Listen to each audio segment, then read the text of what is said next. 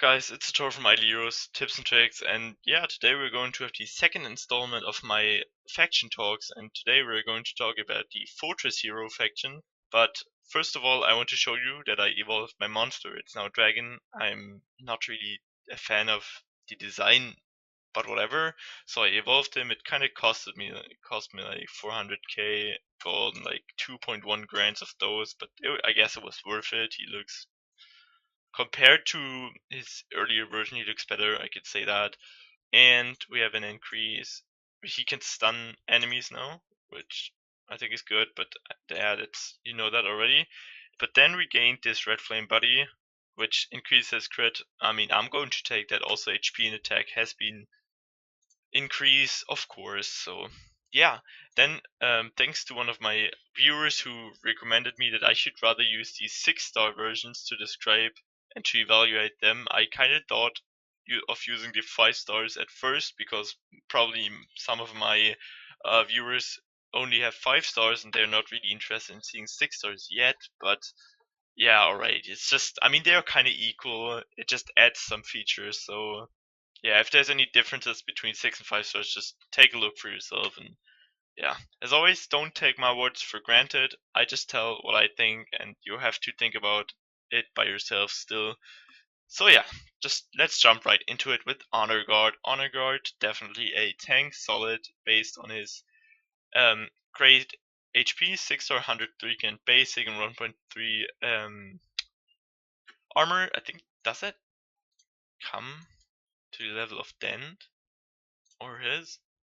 It even beats Berea, but it's not quite as good as Italian. So yeah. Let's go back to Honor Guard. There you go.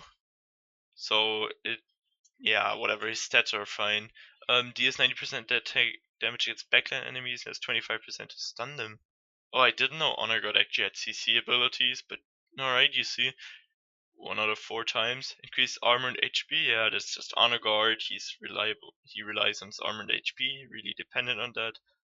After taking crit damage, has a 100% chance to counter attack, dealing 100% attack damage, which at first sounds good, but isn't really significant due to his very low damage or attack. Because yeah, whatever.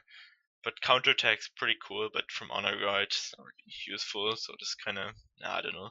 When HP is lower than 50, armor increased by 48, so he's basically, yeah, it just is a damage over time hero. Kind of cool animation, I guess. Looks pretty neat. The eyes kind of blue, so yeah, it's damage over time. Your average tank just lasts your game for longer. Other than that, there's no really use of him. I don't know. Now we're probably coming to one of the best CC heroes. Is Ice Blink. He's used basically in a lot of top tier teams.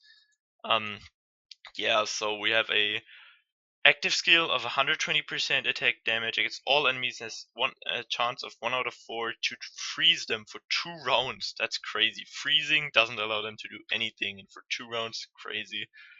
Coming over with Sword Guru too, we have an increased armor break and attack. Yeah, alright. I guess his damage is alright, but could be better though. When attacked by enemy, reduce their attack by 7%, increases own attack by 7%, lasting 3 rounds. Pretty good against assassins, for example Kareem or something, you know that.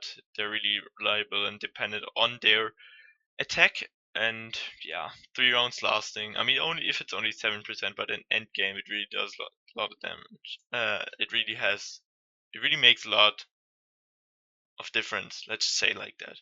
Other than that, then deals 6% more damage to his frozen units, contributing to his first one. So yeah, I kinda like Ice Blink. He not only looks cool, but he's also really useful. Bleaker, in my opinion, has good HP, but I thought he's also a CC hero, kind of. 100% against 4 random enemies, has 20% chance to stun them for 2 rounds. Yeah, so Bleaker does actually have CC abilities. Increasing attack and HP, that's cool. Because he has a lot of attack and his HP kind of gets up by 30%, which is pretty useful. Okay, so when the hero dies, increases friendly frontline units dodge by 15 and armor by 25. So he's usable for like a combination of, let's say, first person, first hero Mickey, and then yeah, let's say who's really low, Kareem. So you can put him in third slot, let him die early, just as a bait hero, and then he really supports both of them, giving Kareem armor to work with to survive longer, and Miki even more dodge. Pretty cool like that. Then we have stun. Attack has a 20% chance to stun the target for 1 round. Yeah, average CC. Now coming over to Mirage. So one of my viewers actually asked me, is Mirage 6 any good? So let's find out. We have an 8.1 grand basic and 50k life. So his attack for an assassin, I don't like it too much. But let's see. 152% damage against 2 random backline enemies, dealing 45% attack, more damage each round. So he increases in damage. That's pretty good. Sounds alright. Each attack has a 50% chance to bleed the target. Yeah, his bleeding is pretty good. I have to say that, dealing 30% of the attack damage each round for 2 rounds. Yeah, so his bleeding and dodge pretty cool. And then we have the dodge, so the shadow dance, dodge by 25 and attack by 30.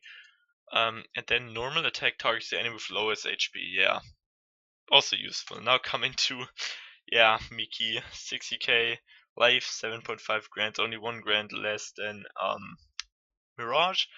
Deals 155% damage against frontline and gains 40% armor for 2 rounds, extra 45% bleeding damage when attacking mage, and lasts for 2 rounds. Yeah, even the first skill is crazy.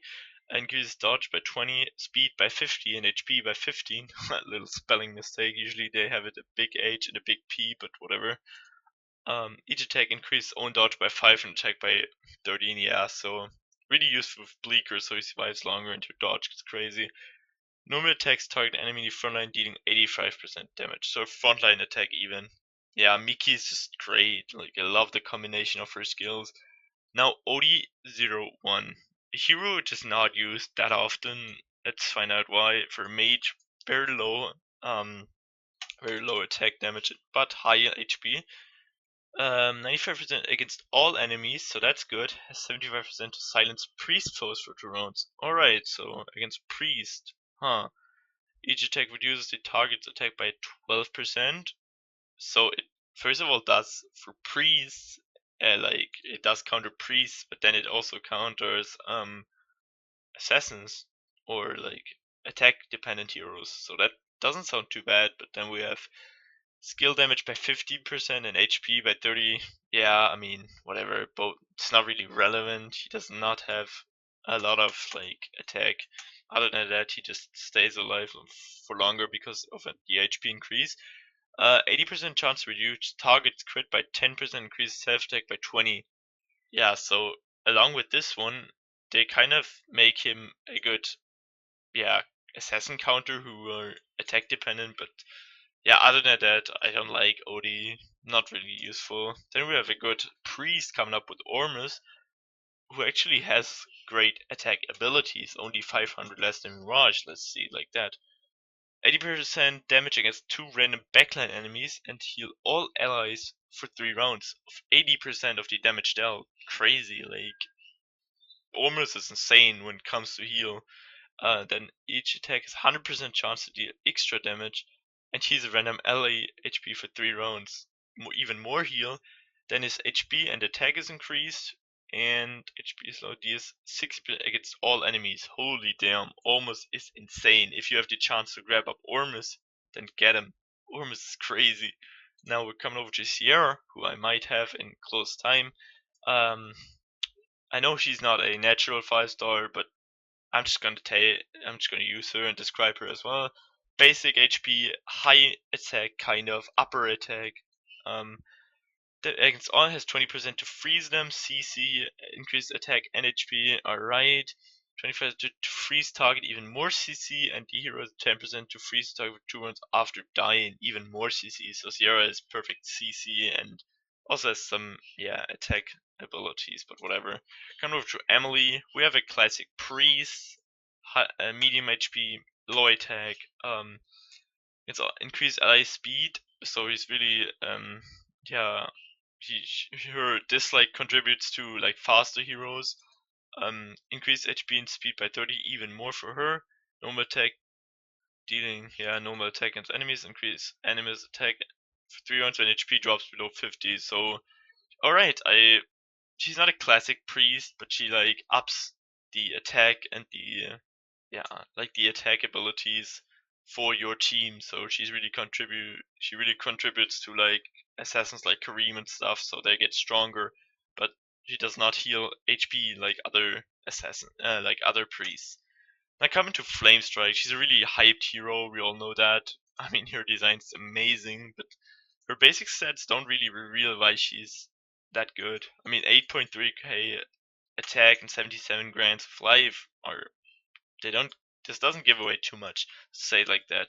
But coming to her skills, 94% against all enemies, dealing 36% more damage each round, lasts for 3 rounds, so that's something. It's a pretty good first one. Gains 30% attack and 12% skill damage for each killed friendly hero. I, I mean, I don't know if you have a lot of assassins, stuff like that, early game heroes, she's good with that. Gains 20% crit and 10% crit damage for each killed enemy hero, so that's good. 20 crit, holy shit. Increase HP by 35, attack by 50, and skill damage by 25. Oh my god, so yeah, all her skills just give her crazy attack, and yeah, she's really dependent on the fact that your enemies can die and your team can die. In every case, she's supportive, so yeah, now I understand why she's that useful. Yeah, Roy and Christian aren't useful. Like, they are useful, but I'm not gonna explain them. You can go over them because they ain't natural. I just did it with Sierra because, yeah, I'm gonna get her in close time. So that's about it. 11 minutes. Holy damn. That was a long video. Hope you don't mind, and I'll see you next time with the Abyss Heroes. Peace.